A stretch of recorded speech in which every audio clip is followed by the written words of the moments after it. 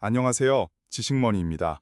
오늘은 여러분과 함께 미국이 왜 그렇게 희토류에 목을 매고 있는지, 그리고 중국에 대한 희토류 의존도를 줄이기 위해 어떤 노력을 하고 있는지 자세히 알아보는 시간을 갖겠습니다. 과연 미국은 이 목표를 달성할 수 있을까요? 그리고 우리는 이 변화 속에서 어떤 기회를 찾을 수 있을까요? 미국은 현재 희토류 대부분을 중국에 의존하고 있습니다. 이 때문에 산업 전반에 걸쳐 중국의 영향력에서 벗어나지 못하고 있죠.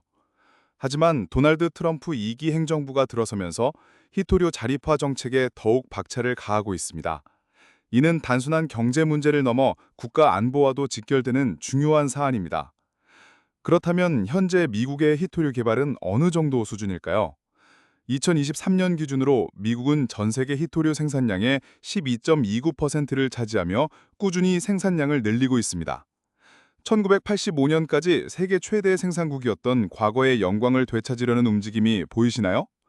또한 미국은 약 180만 톤의 희토류를 매장하고 있어 세계 7위 규모를 자랑합니다. 최근 네브라스카주와 와이오밍주에서는 대규모 희토류 매장지가 잇따라 발견되면서 미국의 희토류 잠재력이 다시 한번 주목받고 있습니다. 이 소식 들었을 때 여러분은 어떤 생각이 드셨나요? 미국 희토류 산업의 핵심 기업으로는 MP 머티리얼즈를 빼놓을 수 없습니다. 캘리포니아주에 있는 마운틴 패스 광산은 미국 내 유일한 상업적 희토류 광산입니다.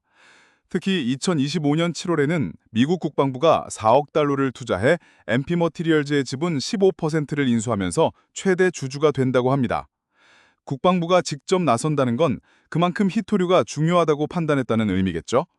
MP 머티리얼즈는 현재 채굴부터 정제, 분리까지 수직 통합 공정을 구축하고 있으며 2025년 말까지 완제품 자석 생산을 목표로 하고 있습니다. 정말 대단한 행보 아닙니까?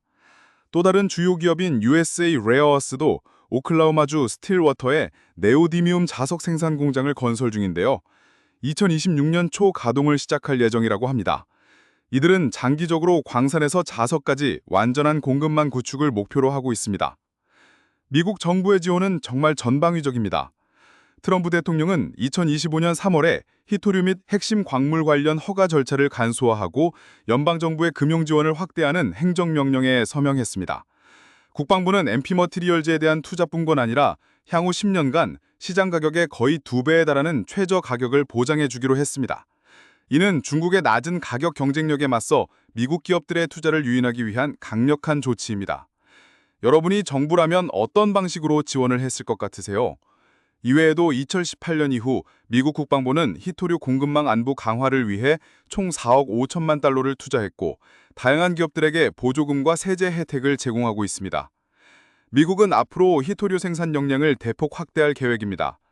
MP 머티리얼즈는 2028년까지 10X 팩토리라는 두 번째 자석 매조 공장을 건설하여 현재 생산량의 10배에 달하는 연간 1만 톤 이상의 자석 생산 능력을 확보하겠다고 밝혔습니다.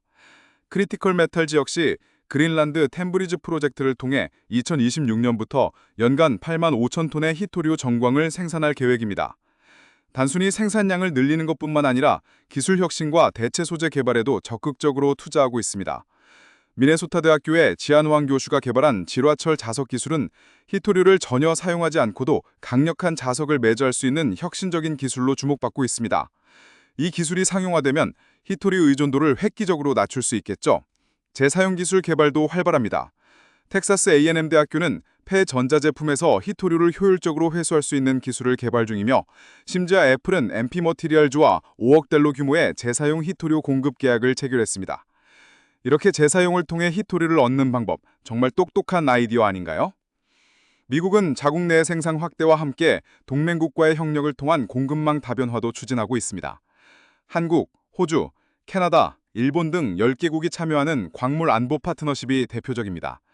인도와의 희토류 협력도 강화하여 2024년 10월에는 양국 간 희토류 공급망 다변화를 위한 협정을 체결하기도 했습니다. 현재 미국은 희토류 화합물 및 금속의 약 70에서 80%를 중국에 의존하고 있습니다. 전문가들은 완전한 희토류 자립까지는 5에서 10년이 걸릴 것으로 전망하지만 정부의 적극적인 지원과 민간 투자가 확대되면서 의존도는 점진적으로 감소할 것으로 예상됩니다. 심지어 월스트리트 저널은 빠르면 3년 안에 성과를 낼 수도 있다고 전망했습니다. 세계 히토류 연구자석 수요는 앞으로 10년 사이에 현재 2배인 약 60만 7천 톤으로 늘어날 것으로 예측됩니다. 전기차, 풍력발전, 방위산업 등 미래 산업의 성장에 따라 히토류 수요가 급증하는 가운데 미국은 자체 생산 능력 확충을 통해 이 수요에 적극적으로 대응하려 하고 있습니다. 결론적으로 미국의 히토류 자체 개발은 정부의 강력한 정책 지원, 민간 기업의 적극적인 투자, 그리고 혁신적인 기술 개발이 어우러져 빠르게 진전되고 있습니다.